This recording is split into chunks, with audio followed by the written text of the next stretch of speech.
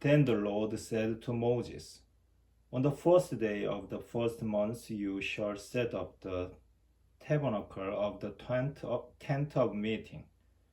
Put the ark of covenant in it, and screen off the ark with the veil.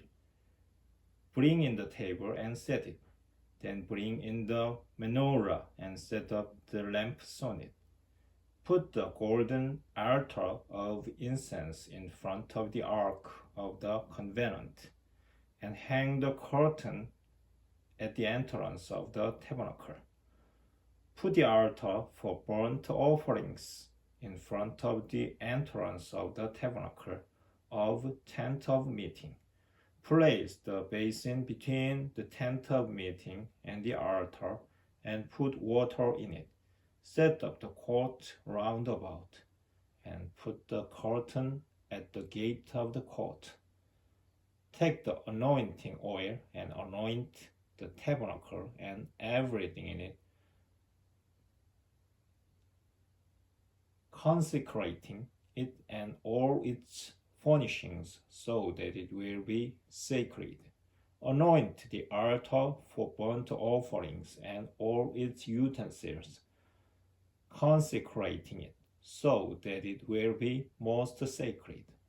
Likewise, anoint the basin with its stand, and thus consecrate it. Then bring Aaron and his sons to the entrance of the tent of meeting, and there wash them with water.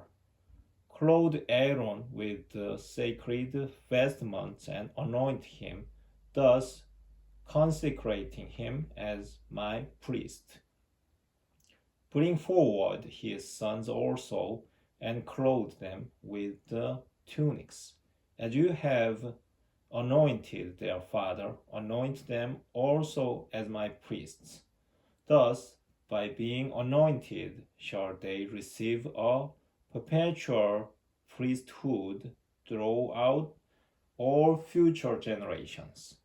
Moses did just as the Lord had commanded him.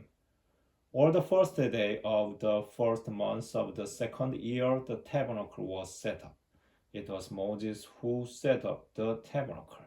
He placed its pedestals, set up its frames, put in its bars, and set up its columns. He spread the tent over the tabernacle and put the covering on top of the tent. As the Lord had commanded him, he took the covenant and put it in the ark. He placed the poles alongside the ark and set the cover upon it.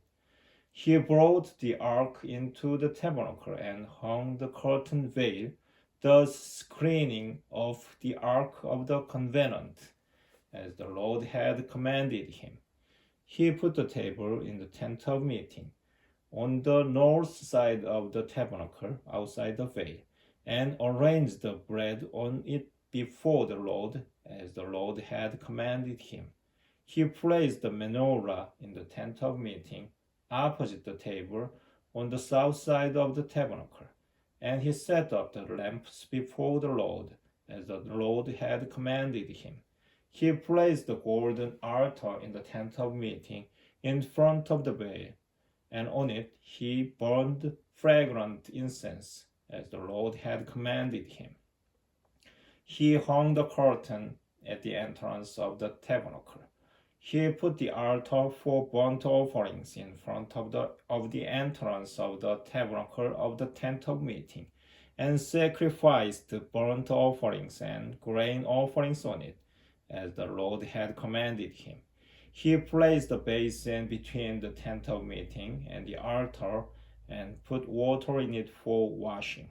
Moses and Aaron and his sons used to wash their hands and feet there, for they washed themselves whenever they went into the tent of meeting or approached the altar, as the Lord had commanded Moses. Finally, he set up the court around the tabernacle and the altar, and hung the curtain at the gate of the court. Thus Moses finished all the work.